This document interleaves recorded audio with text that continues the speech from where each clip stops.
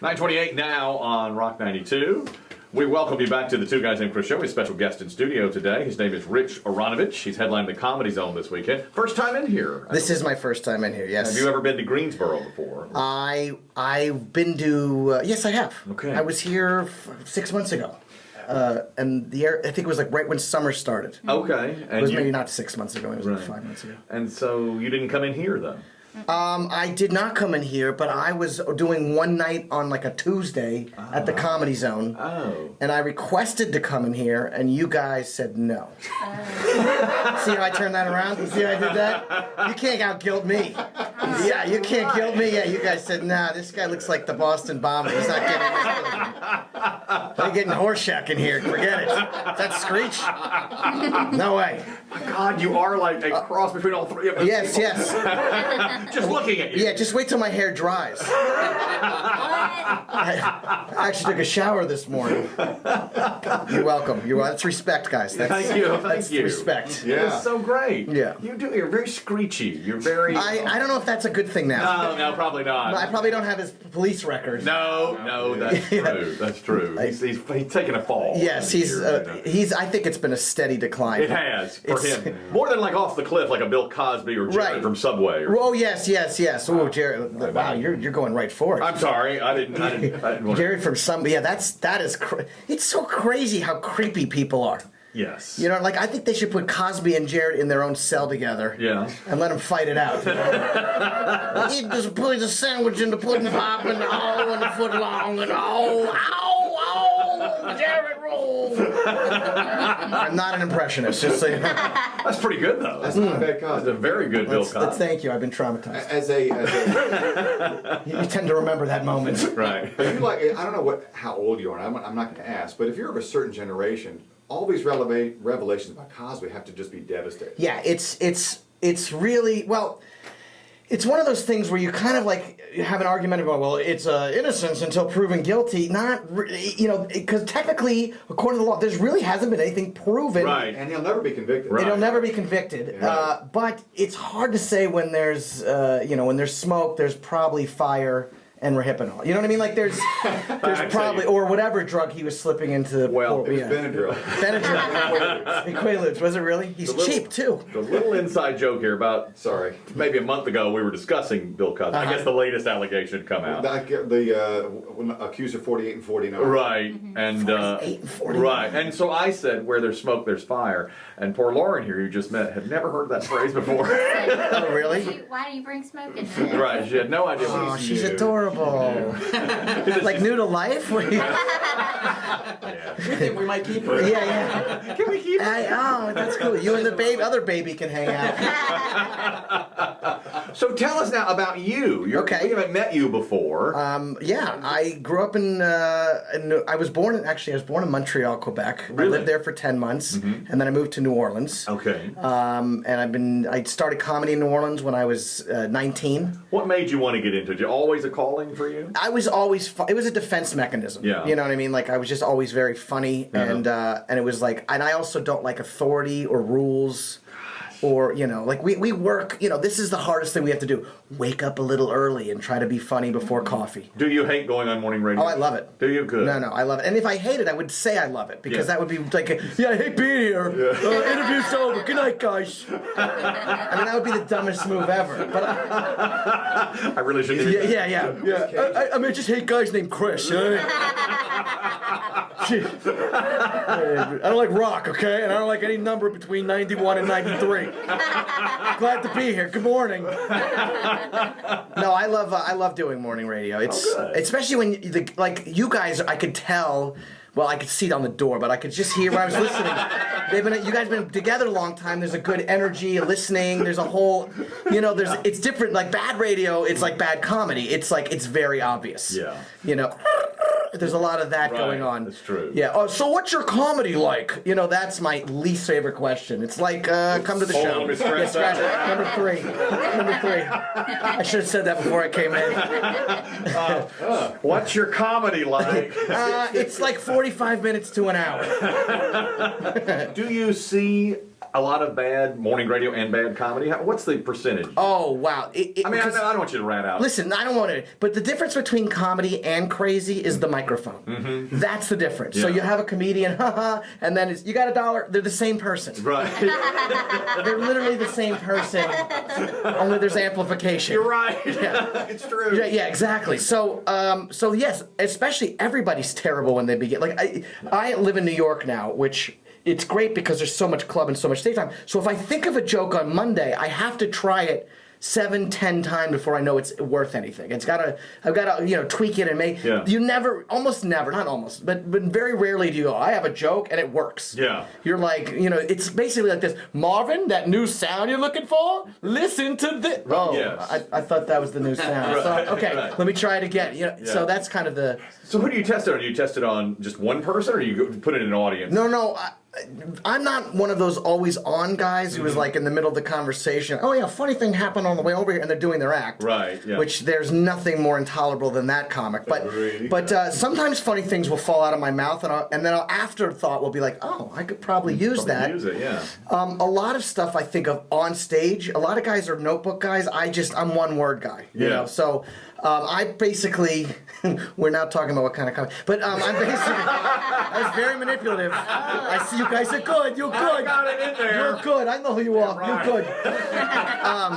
But yeah, so like I try to take real facts about my life and put it like I just got engaged. Thanks for yes. Oh. Now I was listening earlier. I did it at the Grand Canyon, and I'm thinking if that ring falls, we ain't finding No. it. It's James Franco, 127 hours. You know what I mean? I love that. Yeah. I love that movie. You do? Yeah, but I'm off on a tangent now. But Yeah. you got engaged. I got engaged. The story was that the ring fell below the pier, and they had to go out in Right, the ocean. in the ocean and get it, which Yeah. that's insane to me. They really They couldn't find the Malaysian plane, but they're gonna find a wedding ring. You know what I mean? They're like, okay, I'm buying this for it. Yeah, I dropped a ring. Oh, it's a big diamond, sweetie. So- Yeah. We'll hire the same South Africans that made the ring to find it. So I just didn't buy it, but I was very careful when I gave it to her. I mean, I was. Were you fairly confident or nervous when you did the proposal? Oh, I was extremely confident. It's hard not to be confident when she gives you the ring size. Oh, That's a hint, In case you were thinking of buying me a ring, this is the kind of ring I would want, and it's this size. Are you seeing like dog-eared magazines? Yeah, no, it was actually great, and see, she's from Holland, so I get a beautiful woman. She gets a green card. It's gonna work out. it's gonna really work. Yeah, it's really gonna work. But yeah, she said yes. Her dad is Israeli, which have you ever talked to? You don't have probably many Israelis here. They take forever to speak.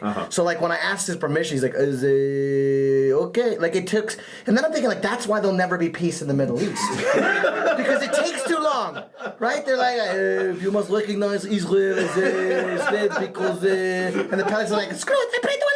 You know what I mean? Like. You might be on to something. Yeah, I might be. I think they just stop talking like this. Right. Everybody's looking at their watches. I know. You're right. I mean, the Israeli prime minister, he does the same thing. They all talk like this. They all do. I don't know why they do that, and it's just so weird. I feel like I'm putting my back to you. I don't mean to. okay. Yeah. She's like, it's I'm used okay. to it. I'm a baby. All right. Yeah. So when are you getting married? When is everything? That's the question everyone asks. We're trying to do Memorial Day. Oh, good. That long weekend, kind of destination-y, like Oh, 100, really? 100 miles from New York, because she's got a lot of friends and family coming up from Holland. Yeah. And I've got to find some friends and family. Yeah. No, I have them coming from L.A. and New York. I lived in L.A. for 5 years. What'd you think? Too many bison. It was very dangerous. That's. Yeah, that's too many. But no, it was okay. I mean, I like making eye contact, so it was a Yeah. weird place for me. Yeah. They don't Like people don't really listen. They're just like they're looking over your shoulder. You're like, yeah, my grandmother passed away, and they're like, oh, she SAG. Like they don't even listen. And fake body parts is not my thing. Right. Do you still have people in New Orleans? Family there? Yeah. Oh, let me call them out. Yeah, they're. I think they're looking for a diamond ring. Oh no, no, I do have friends, and I just was there 2 weeks ago. I was doing some work down there. I always say that like work. Yeah. Like I speak for 45 minutes. It's work. Right. But no, I was down there, and yeah, I do have some. They're like people don't leave New Orleans. It's weird. Yes. They Must, what about this? I mean, were they there 10 years ago? Yeah, a lot of them. Most of them evacuated. Some didn't. I have a few friends that didn't, and it was insane. Why did they stay? Did they just not? Because every year we get the hurricane, the big one's coming speech, and every year we evacuate, and every year it misses us. Right. And that's been going on. I mean, my whole we had a few, and it was like all right, and we stayed for a while. But this one, luckily, my parents got out, and they still don't have a house. Which is really don't. Yeah. Yeah. And they also owned a bunch of property. Did I mention I was Jewish? Yeah. So, I'll take Jewish stereotypes for 100, Alex. Oh my God. What is landlord? Ding. So they've been dealing with that. I'm so glad you're Jewish because It's good, better for. Okay, good. Yes. I want to ask you a question. We do own your building. What? Listen to this. My daughter just turned. I told the story already. Okay. But you didn't hear it. My daughter just turned 7. Her birthday was yesterday. She's a shiksa. I am not Jewish. Okay. Well, my wife took her to the American Girl doll store. I don't know if you know what this is. I know that. Okay. So she goes into the store, and you get to pick any doll you want. And they have a backstory and clothing and stuff that comes with the doll. And then you pull out your credit card and you have a heart attack. Exactly. Okay. Right. Well, my daughter gravitated right to this one doll she absolutely loved, Rebecca, and she's squeezing it and loving it. And my wife's like, "Perfect, that's the one." And then my wife picks up the book for the backstory. She's Jewish. Okay, so all the stuff that comes with her are menorahs and all the items you buy. her? There she is, Rebecca Rubin. Oh my God! She's complaining and right underneath her name. This is not a good look for me. I need some pearls. How could you put me in this part of the store? It's too drafty. It's so drafty here. I know the owner. I have a Groupon for myself. I have a Groupon. How old is she? Wow, that's weird. She looks guilty. She looks guilty, yeah. Everything here has too much pepper. Waiter, where's the waiter? These ice cubes are frozen. So my wife tells my daughter, "We have to get a different doll. This one doesn't line up with our religious beliefs." Oh, wow. Because You could just say part 1. well, yeah. Honey, she's the first part, and now we'll see where we went right. I can say that, you can't. Ha ha. I can say that, you can't. Because everything you could buy for her was a menorah, a dreidel, An IRA Roth fund.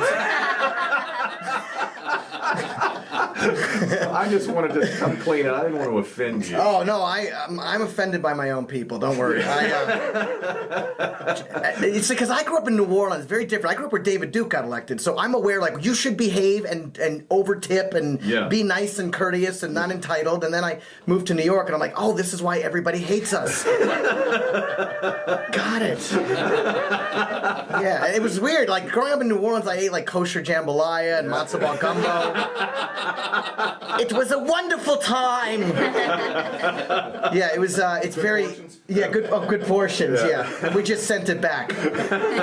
Well, let me ask you this. You said earlier, and we kind of got off track. You said that you use comedy as a defense mechanism. Did you get picked on? Oh yeah. When you were a kid. I had these 3 guys who used to like when I was growing up. They're like, "Why did you kill Jesus?" And I'm like, "I'm 7." You know what I mean? Yeah, like really? Yeah. Oh yeah. They were fairly convinced that I was in charge. Really? Of that committee. Oh my. And that decision. And I'm like, no. And so yeah. So I grew up. I got picked on a lot, so unfortunately I used to fight a lot because I had no choice. Right. And I remember like we had holidays, they throw eggs at our houses, like real like stuff you're like, and it's weird because I love the South, so everyone thinks I'm a New Yorker, but I'm really a Southerner. Right. So I come off very New Yorky, and people don't realize like I really have an appreciation for the South. But like I was in Mississippi, I was in the bathroom, and someone had scribbled KKK, and as a Jew, I'm thinking like 1,000, 2,000, 3,000. This is a wonderful club. Yeah. But yeah, there's been some scary. That's bad. See, See, that's but it's good though. It's good. It's good. You gotta take pain and make it funny. Like this is actually true. My grandparents actually survived the Holocaust, which my parents, this is how sensitive they were. They used to send me to Jew camp every summer by train. I'm not making that up. I went to Hendersonville, North Carolina via Amtrak. Okay, so right next to Blue Star was Camp Judea. That's where I went for years. Yeah. And that's actually true. Now people cringe at that, but it's my pain. I'm allowed to say that. You can say that. You know what I mean? Like my fiance's from Holland. She's Jewish. We live together. Well, she lives in the attic. But the point is, always with the journal. Jeez Louise, get a friend. Shh, all right, relax. She's just being frank. Yeah, I know. Yeah. But see, I think it's okay to make those jokes because it's like my pain kind of deal, you know? You have to go. Yeah. I'm so sorry you're out of time. Oh, that's great. So you come with your own security or need to call somebody? Yeah, no. I was like, no, I'm already paranoid. So it's, Okay. in New York, everyone gets, I thought everyone there was a Nazi when I first moved, but it turns out they were just going to get a taxi. But you know what I mean? Like, you can't tell. There's The way. I don't know how we got on this. I don't either. So this is like my comedy. Yeah, it's good. It's really good. Yeah. Thank you guys. Yes. Number 2. That's Yeah. right. Was that the question? That was the question. Go Okay. see him. My God. Yeah, come see me. You are unbelievably funny. Thank you really very are. much. Rich Aronovitch, who is headlining the Comedy Zone tonight and tomorrow night in Greensboro, thecomedyzone.com, and also 333-1034, 333-1034 to make reservation. Please come back anytime. I appreciate you guys. Thank you so much. Really great. You guys- Rich. You're on your way somewhere, so I can tell you're going to be famous. Oh, 1 year, 1 decade. One Yes, decade you'll at a get time. there. You're going to get there. I'm going to tell you. Go see him tonight or tomorrow night.